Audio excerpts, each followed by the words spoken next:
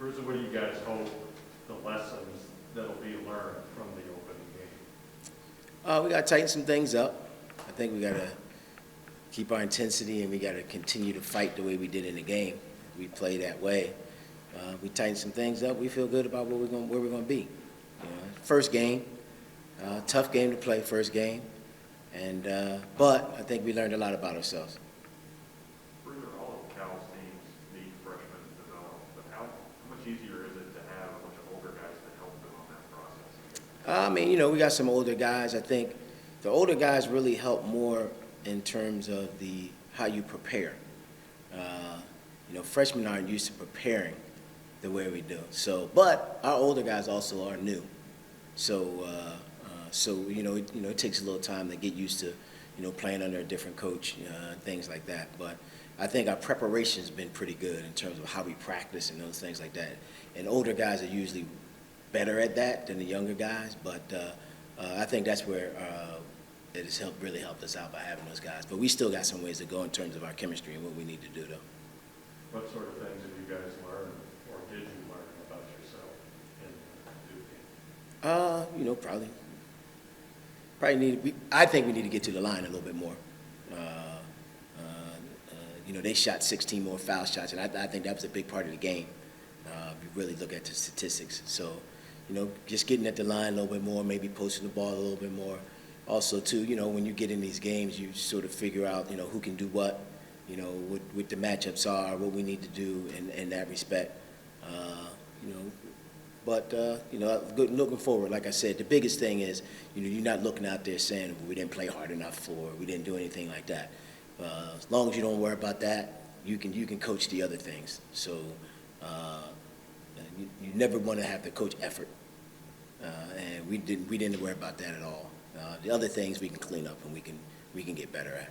What do you think that's a product of, the way those guys, they absorbed the blows and kept competing? Is that a coaching thing instilled, or is it inside a player? Well, I mean, you're not going to play for John Calipari if you don't play hard, or he's going to be screaming at you all night. So, we've had those types of practices where we never worried about in practice even our effort. I think our guys have really gone hard and played pretty hard. So it's just, it's a carryover, and we've been able to do that. So we just got to continue to do that.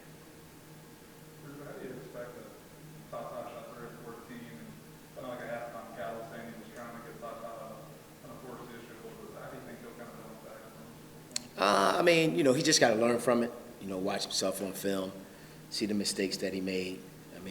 You guys are more used to this freshman ball stuff than I am. He forced a little bit. I think he'll be fine. He learned a little bit about the physicality of the game. He was the main focus of them, you could tell. So you got to understand that's how people going to play him all year. It's just freshman, you have to learn that sometimes.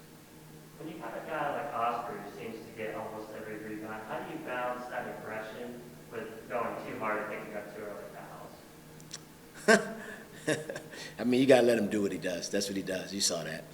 I actually thought one of his early fouls was a bad one. I thought the kid was wrapped around him. He couldn't, in order for him to go move his arms to go get the ball, he literally had to push the guy around because the guy was wrapped around him to stop him from getting the rebound. But you don't stop that. We tell him to be careful. Cal talks to him a lot about just using his body to move guys under. He had 19 of them. What you want us to do? Don't do that, Oscar. Don't be as aggressive. We only want you to get 10. We don't want you to get 19. So, but no. You gotta let him play the way he plays, and that's what he does the best. He rebounds it. He said earlier that he wanted to average 20 a game. How realistic is that? I don't know. He's not Will Chamberlain, but I think he can. I think he can be a guy that definitely is a top 3 or 4 rebounder in the country. He definitely can do double digits a game, without a doubt. If you watch, you see that when you come watch practice. This guy that's what he does. He rebounds the ball, but I think he can be a top rebounder in the country without a doubt. How big is he for the development of Damian and Lance and those other guys just going against him every day in practice? I mean, you're not gonna get what I think Oscar is a tracker. You know, some people rebound, but Oscar tracks it. He can get it from one side to the other. He can, you know, what I mean, he doesn't have to be right there to get the ball. Some guys just rebound balls that come to him. Oscar gets balls away from him. And when you play against a guy like that, you sort of become one yourself. So I think that's the biggest thing there. Then the physicality of it. I think if you saw the game, you know, Mark Williams and Johns, you know, they're experienced big guys, and they're known for their rebounding. Wasn't even close. So from the physicality of it too, you know, you saw what he can do against guys like that. So, but like I said, Oscar's a tracker. Sometimes tracking is natural, which he has. But when you play against the guys like that, you know you got to be ready to get balls out of your area, and that's what he does. Bruiser, would you compare what you think you guys can get out of a game like the Duke game versus the game like tomorrow night against Robert Morris? What's the value in each of those games? Situational basketball a little bit. I thought we hurt ourselves sometimes. We got a little bit too quick in situational basketball, so we could talk about that some. You know, just some of the things we talked about doing. You know, even a guy like Ty, you know what I mean. Just get your feet under you. You know what I mean. Don't rush. Don't be in a hurry. We're gonna come to you. You're one of our main offensive guys. We're gonna come to you. You don't have to force it. But those are the types of things. But like I said earlier, the biggest thing is that we come out with the same type of intensity. You know, it's easy to get up for Duke. You know what I mean. Now we gotta continue that in a game like Robert Morris. If we do, and we, like I said, tighten up some of the things we've been working on, you know, we need to work on, then we'll be all right. Y'all signed 4 really good freshmen yesterday. Just what are your thoughts on all of them, and in particular, Shaden Sharp is going to join you all in the second semester here. Just how you think having him a little bit earlier is going to help his progression? I think every kid who can do something like that will really benefit because you see the difference in the abilities of the players you're getting ready to go against. So, I mean, Shaden's a good player, really athletic, but day in and day out, he's not going against players like that in high school. So I think it's a huge benefit for him to come in and really learn about, one, preparing. I think you prepare differently from college, from high school to college. So I think he'll see the preparation is a little bit different, the physicality every day, being able to practice every day against good players. When you're in high school, you don't get that. So it's an adjustment coming to college and be like, okay, all of a sudden some guy kicks your butt in practice. You know, Cal always talks about in recruiting, you don't want to be the best player in the gym every day because you don't get any better that way. So you want to be able to be challenged. And I think that's the biggest thing for him coming in. He's going to get challenged in practice, although he's a really, really good high school player. So he's going to get a head start. I think that's the biggest thing with him. He's going to get a head start on that. Is he like, he would just use that semester as preparation for the following season? Oh, yeah, without doubt. We're not just going to let him sit. We're not going to let him just sit next to Eric the whole night. So, you know what I mean? He's going to come in. He's not going to play this season. No, he's not going to play. Like Eric's. Right. Eric never played. He kicked the ball. He didn't shoot it. After the game, Cal said an emphasis leading up to the game was when Sabir drives the basket, just don't get your shot blocked. Obviously, that happened a few times down the stretch. What does he need to do differently in those situations? Because he has the ability to get there. Does he need to pass it? Does he need to take a different shot? How does that work for a guy his size, I guess? I mean, it happens when you're little. I mean, they just happen to be 2 big plays in the game. But, you know, I would like to see him pull up and shoot some floaters a little bit more, be a little bit more balanced. But I mean, it happens. He gets by you. You got to give the opponent some credit, too. Kid make 2 good plays on him. I mean, it is what it is. But if you don't think he's going to get his shot blocked ever when he's that small, then you're crazy. So he's going to get some shots blocked. He's not that big. He's not dunking on you as he drives to the basket. So, but, I mean, we want him to keep that aggression, though. But he'll learn from it. You know, Cal always talked about throwing the ball off the backboard and stuff like that. But you're not used to playing that way. You know what I mean? But I mean, he'll get used to it. I mean, he'll get used to it. He'll see the benefits of what Coach talks about, which is sometimes just throw it off, let the guy go rebound it. You know, I mean, he'll learn that. But he'll get his shot blocked because he's not that big.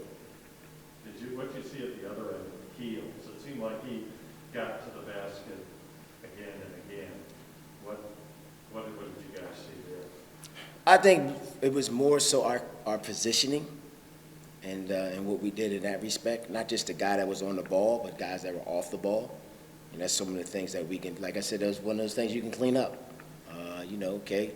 The emphasis on, I think sometimes he got some downhill runs because we just weren't in the right positions For help. and things of that nature. Knowing who you're playing, who you can help off of, but those are the things you learn in the first game, so.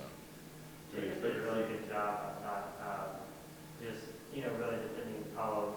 And I was wondering, is he the kind of guy that you all maybe will depend on in the future to take on those big-time players? Who's that? Take a top We don't care if he's a big-time player. We want to play defense like that on everybody, and Keon.